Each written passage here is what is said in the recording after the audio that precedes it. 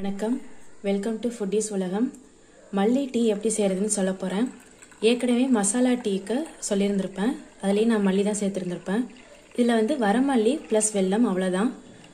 இது எப்படி செய்யலான்னு பார்க்கலாம். வாங்க வீடியோக்குள்ளே போகலாம். மல்லி டீக்கு தேவையானது வரமல்லி மட்டும்தான். இந்த வரமல்லியை ஒரு கைப்பிடி எடுத்துக்கிட்டு 2 டம்ளர் தண்ணியில் நல்லா வேக விடுங்க. இது 2 டம்ளர் தண்ணி 1 டம்ளர் அளவுக்கு சுண்டுற அளவுக்கு நல்லா வேகட்டும்.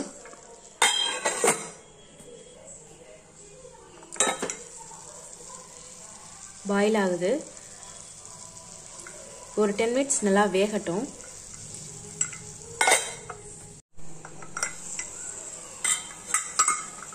நல்லா கொதிச்சிருச்சு.